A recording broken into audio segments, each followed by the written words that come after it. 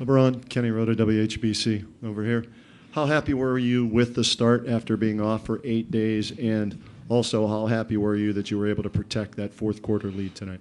Well, that was the mystery coming into the game of how we would come out. I mean, obviously you prepare, you want to come out and play well, but you never know after an 8-day layoff. But the energy was phenomenal.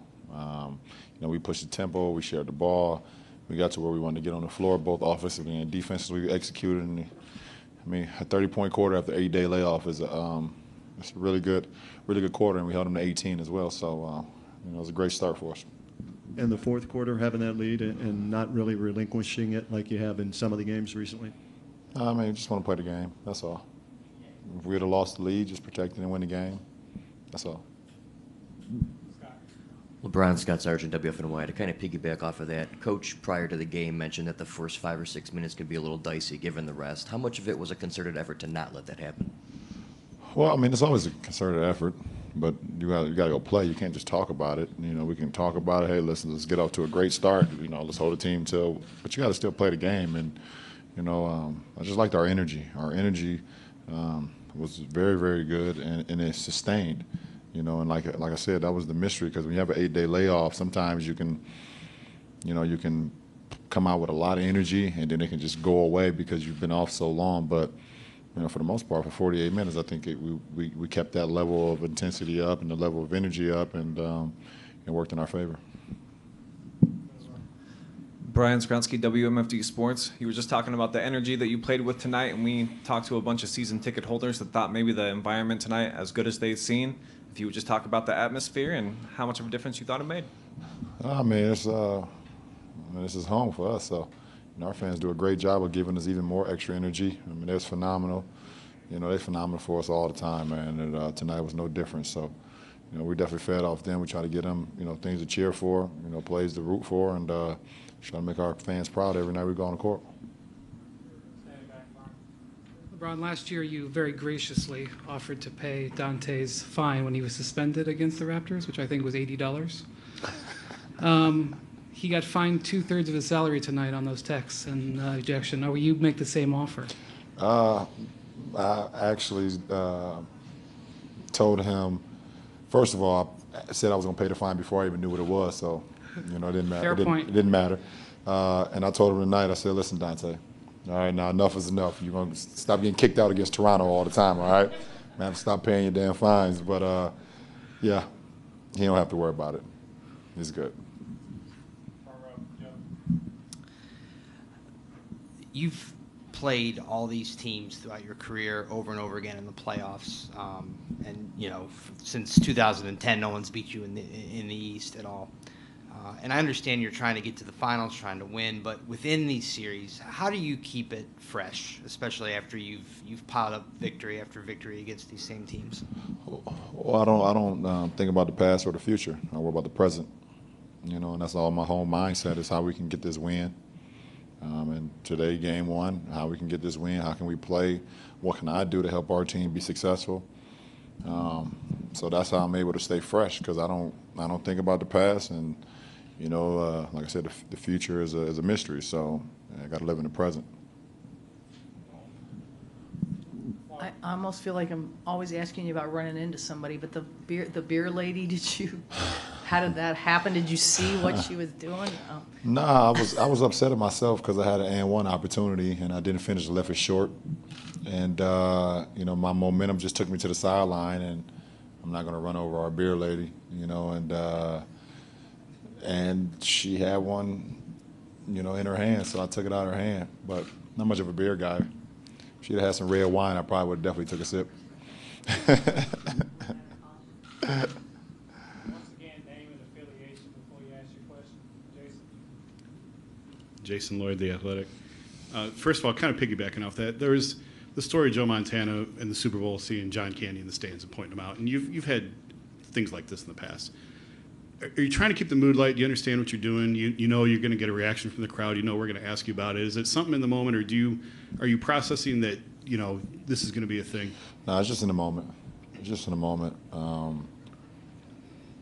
don't plan for things like that, man. I remember one time it happened in a moment too. Years ago, my first stint in Cleveland, we played in Oklahoma City, and think it was my first stint in Cleveland, or maybe been in Miami. I went towards the other end of the basket, went out of bounds, and the little kid was eating French fries, and I took one of his French fries. I didn't come into the game saying I'm gonna find a kid with some French fries, I'm gonna take it. No, it just happens. It's just the kind of spur of the moment. And I remember last year, in Atlanta, I was going towards the sideline away from their basket, and it was a pregnant lady. It was a pregnant lady sitting right there, and I was like, oh, like we need you and that baby to be healthy. Let me slow down. So it just happens. I don't know. I don't do it to get a reaction. It just kind of happens. Everybody's a part of the game. You guys are a part of the game. The fans are part of the game. People from our concession stands are part of the game. Everybody. So why not feel welcome? Real quick, if I can change gears, I don't remember what game it was, Indiana. You said you really liked where you guys were at, and you thought you were really close to. I know we've talked a lot about a layoff, but do you still feel that way? I mean, this looked like probably the best game you guys have played yet in this postseason. Just in a big picture of things, are you pleased with where you guys are in the direction you're heading? I'm okay where we're headed. I'm not pleased. I'm not satisfied because it's still so early. But at the end of the day, I feel like we're making progress and being a team that we want to become. And tonight was another step in the right direction. I think there were some few plays that I can think about, and that's playing in my mind now where we could have been a lot better. Making multiple effort. There's a couple plays where we gave up some shots where nobody was around to contest. I know there's a couple of Serge shots, 4 P.J. Tucker shots, a couple of Norman Powell shots where guys were just not around. I mean, we can't have that if we want to continue to be, as great as we want to become. But I like the direction we're headed in. LeBron, Ray Jansky, ESPN 990. Similar to what Jason was just asking you, just the cohesiveness of the team with D. Will and Kyle and all the guys being integrated now into the team for so long, the health of the team. Are you guys now playing at a level that you hadn't yet, that you've been taking little incremental steps throughout the last series, and today was kind of a crescendo of a new level of just a cohesiveness, playing true to your identity that you want to be at? Well, I mean, listen, anytime we can get 25-plus assists, we had 26 assists on 39 field goals. That's very efficient.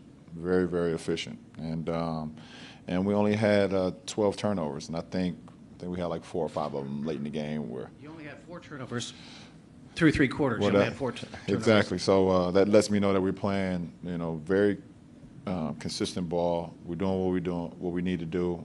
The game plan that our coaching staff has given us, we executing it, and so that's letting me know we're moving in the right direction. And if we just keep doing that every game, then we'll be a very good team.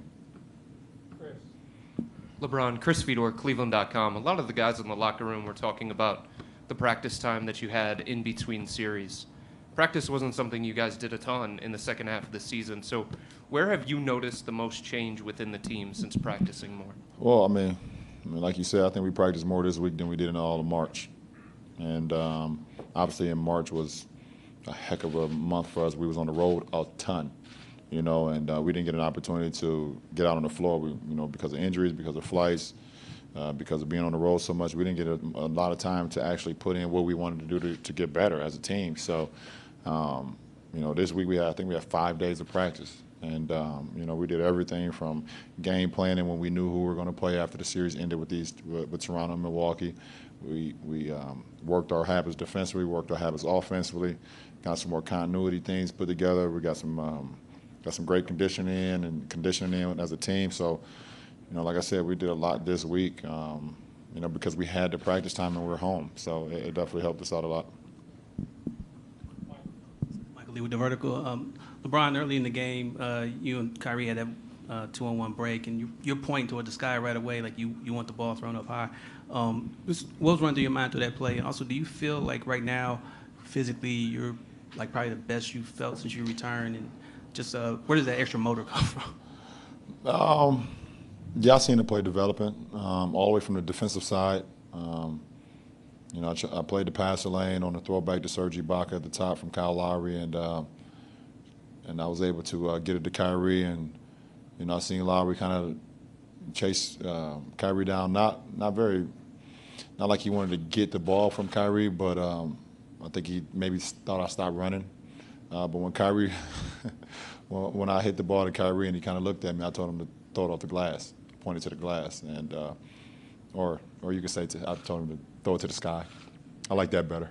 It's a little higher than the glass. But I don't know, man.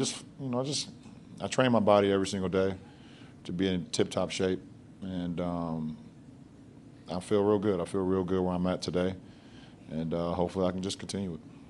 Last question down front, Dave. Dave McMenamin, ESPN. LeBron, how did you feel like as a group you guys respond to trash talk?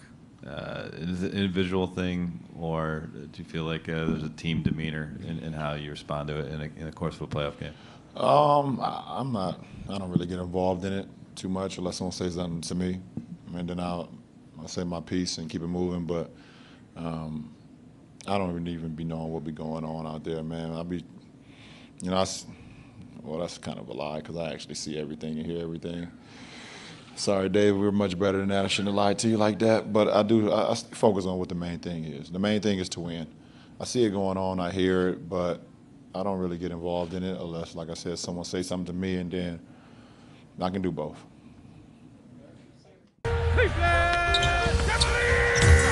The Cavaliers are deeply committed to making improvements in the lives of children, families, and neighborhoods in Cleveland. The organization helps lead the local fight against blight, reaches over 130,000 children in our schools, makes over 200 community visits every year, and has built 23 learning-focused centers in our Cleveland neighborhoods.